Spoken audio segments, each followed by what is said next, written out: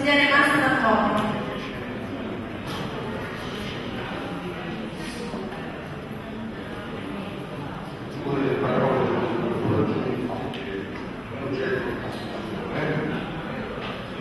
Perché sto forte e chiaro, augurandomi che il messaggio venga recepito, non è mia abitudine giudicare le persone, non è mia abitudine proprio le questioni personali, e mi auguro che appunto questo messaggio venga recepito da tutti quanti. Rimando naturalmente ai criteri di composizione della Giunta quanto uscito sui giornali, vicende che ci sono, abbiamo visto, sono sui vari siti, eccetera, che denotano ovviamente una difficoltà che è comprensibile, assolutamente comprensibile, perché la composizione della Giunta non è affatto cosa facile. C'era, diciamo, rispetto al passato un vantaggio degli assessori, inopinatamente il Consiglio Comunale ha deciso di passare del 4 a 6, dico inopinatamente perché nel momento in cui si va a fare un taglio dei consiglieri comunali, nel momento in cui si decide appunto di andare verso Roma, la capitale del paese, con un decreto-legge, ma non si assegnano affatto e non vedono affatto l'intenzione di assegnare nuovi poteri, funzioni, risorse, autonomia giuridica ai municipi, non si capisce perché appunto si debbano aumentare le giunte, però questo naturalmente rappresenta un grande vantaggio per la politica perché consente appunto di poter mantenere gli equilibri. Non dovrebbe essere così, però questo è che ne prendiamo atto. Non aggiungo altro e mi concentrerei piuttosto invece sulle deleghe attribuite, perché riguardano naturalmente anche un breve ragionamento sul programma. Io Presidente l'ho letto con molta fretta, con molta famiglia, e non chiedo a lei di poter trasmettere l'ordinanza quantomeno ai capigruppo per poter capire come sono state attribuite le deleghe, perché non sono riuscito a capirlo. Non riuscito a capire che però mancano alcune cose, quindi nel momento in cui si fa un'ordinanza di attribuzione delle deleghe, quelle che mancano si presume che mancano al Presidente. E in questo devo dire, mi perdonerà il collega Lorenzo, ma non vedo un grande cambiamento rispetto al passato, perché mi pare di capire che la delega urbanistica e la delega dei servizi sociali vanno nella Presidente, sono vista tra appunto le deleghe attribuite agli assessori. E questo naturalmente rende il lavoro del Presidente estremamente duro, estremamente faticoso in un territorio come questo. Stupisce però tutto perché a proposito del programma io mi sarei aspettato proprio perché appunto queste deleghe così importanti, lo voglio ricordare, i servizi sociali nel municipio, soprattutto in un municipio come questo, credo che assorbano il 35% delle risorse attribuite dal Comune di Roma. L'urbanistica non è soltanto, come dire, una pratica destinata agli architetti, ci sono alcuni filosofi che affermano appunto che l'urbanistica è filosofia, è società, cioè attraverso l'urbanistica si decide anche il modello sociale a cui noi facciamo riferimento. E quello che stupisce è che appunto non c'è nel programma un passaggio relativo all'urbanistica, quindi il Presidente presumo che ci farà sapere successivamente qual è il suo programma, poi una volta che lo sta molto chiaro, non era un esempio fatto a caso, visto che tutti i candidati sindaci, tranne Alemanno, in campagna elettorale hanno affermato di voler bloccare completamente le edificazioni nella nostra città. Quindi è un tema estremamente importante questo, mi auguro di sapere appunto adesso qual è il programma di questa maggioranza rispetto a un tema che su questo territorio vedrà probabilmente nei prossimi anni, tra piani già approvati e possibili compensazioni e possibili chissà cos'altro, una ulteriore colata di cemento che probabilmente supera i 10 milioni di euro. quindi io vorrei capire appunto la maggioranza di questo municipio come intende regolarsi rispetto a questo tema nei confronti dell'amministrazione comunale che, a parole di Marino, vorrebbe appunto sospendere, bloccare questa cosa per discutere, però non c'è alcun riferimento sul programma.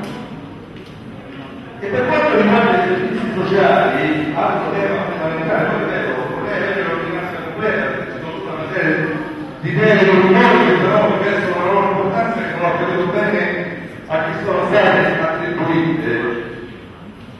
C'è un tema che è altrettanto centrale che richiede anche questo ovviamente una proposta da parte della maggioranza, perché non c'è alcun riferimento al tema della gestione del servizio, no?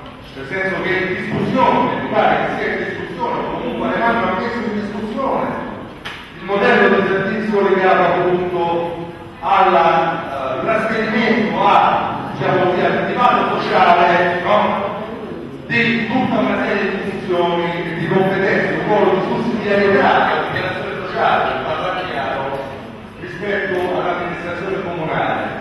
Avevamo fortemente e seriamente messo in discussione questa cosa con la delibera 355, che mi risulta che questo municipio, tra l'altro, sia stato il municipio finora nell'applicazione di questa delibera, no? E quindi sono stati cambiati, ma che sono stati cambiati?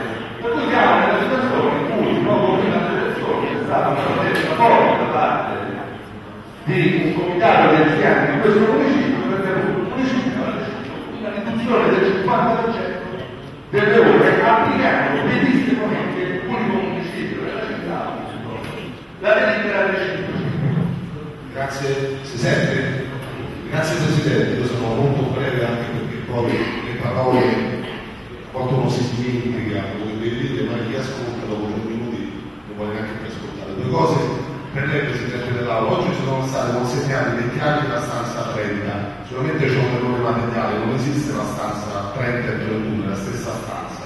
Quindi ci troviamo il consigliere aggiunto Parà, al quale vogliamo tutti bene, ma non cerchiamo tutto.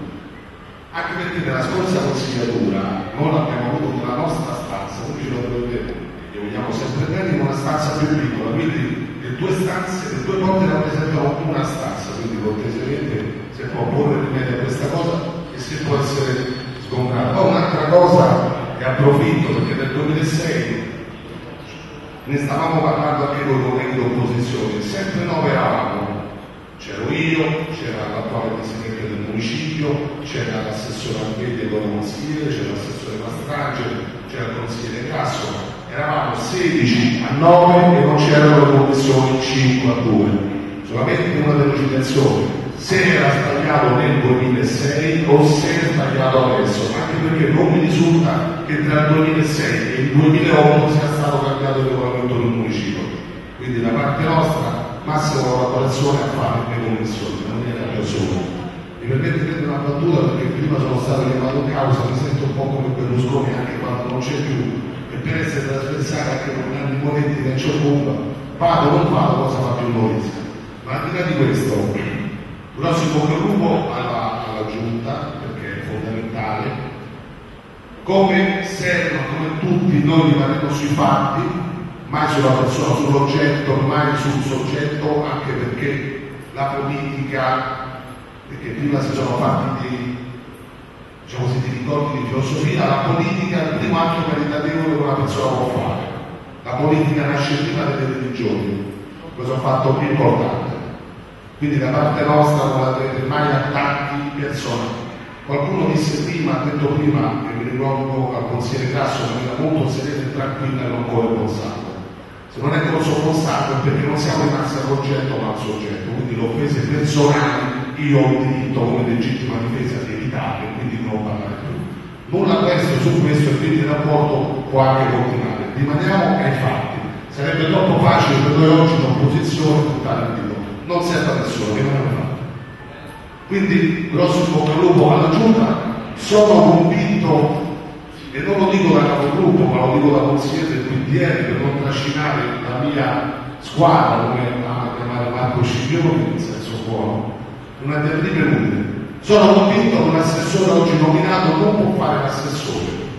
L'assessore è nominato da lei, Presidente, che è legittimo dovere e diritto di nominarlo, la sua piena facoltà, perché questo che oggi fa l'assessore, quando è stato in opposizione, ha avuto dei vantaggi non politici, non economici, ma dei vantaggi per delle persone molto vicine a sé.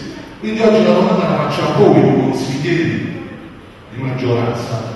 Se un consigliere di opposizione ha avuto un vantaggio nella passata consigliatura, quando era in opposizione, e oggi viene nominato assessore, possiamo solo immaginare cosa può fare. Io non lo farò né adesso e né mai, perché non sono una persona che mette in piazza i fatti impegnati. A raccontare questo fatto, poi vedo che ci sono molti giornalisti che sono molto bravi, molto sicuri in questo, quindi chiedo a questa persona di mettersi per il motivo che vuole, prima che magari tra una settimana, 2 settimane, 3 settimane, questo fatto venga dalla ribalta, e non per colpa sua, Presidente, ma per colpa di qualcuno che vede la politica come fatto personale, si trova costretto a ripetersi. Per quanto riguarda il programma, sono altresì convinto, Presidente Scipioni, che noi siamo di molta stima per lei, che i programmi quando vengono redatti si cerca di fare nel migliore dei modi, e soprattutto perché l'ottavo principio, l'ex-ottavo, è stato considerato non è come una casa dove è meglio vivere, del quieto vivere, dove possiamo starci tutti. Ricollegando all'amico e collega capogruppo di Forza Fratelli d'Italia, scusate l'apsus, e Mastrantonio e 5 Stelle, ci sono dei temi di ampio respiro che purtroppo non competono la sua persona, come la sanità. Anche Marina ha detto parliamo di sanità, ma non ne può parlare di Zingaretti. Ho sentito Zingaretti parlare di sicurezza, ma non è Alfano, cioè i ministri sono gli altri. Quindi noi ci dobbiamo attenere a quelli che sono i fatti di competenza, pensando che però questo non ci debba crescere, come giustamente sta facendo, e sa in prima persona che quando noi incontriamo dei fatti importanti, dei fatti fatti anche da coloro che noi lo riconosciamo. Abbiamo avuto la testimonianza dal Presidente nel 2008, poi andavamo a inaugurare lo spostamento di un punto dell'ASL, io fui a tagliare il nastro e dissi sì, stiamo tagliando il nastro, ma questo è merito dell'allora capogruppo del PD e Presidente della Commissione Marco Cicoli, quindi noi abbiamo questo merito, lo riconosceremo sempre laddove le persone faranno bene, o siamo rosse, o siamo nere, o siamo gialli. Da parte nostra massima disponibilità. Quindi il progetto suo, che sicuramente è buono, non troverà i nomi degli antagonisti, non troverà il nome dello ostracismo studio, nella maniera assoluta. Tant'è, caro Presidente, che se noi dovessimo dare un voto non diremmo lo bocciamo perché siamo del centro-destra e non dobbiamo bocciare, no, non è assoluta. Dato che di volta in volta si può votare, dato che di volta in volta e a colpe di idee anche cambiano, i programmi cambiano, la strada facendo, e come diceva un vecchietto è del paese nostro, se sta lunga ci faccia lo spiro, se sta larga ci faccia la paletta, e questa è una fortuna buona perché le cose cambiano. Noi oggi non bocceremo il suo programma, ma noi ci asterremo per un motivo molto semplice, perché magari tra una settimana, tra 2 settimane, tra 3 settimane, lei riceverà i nomi degli argomenti validi da poter condividere. Grazie e buon lavoro.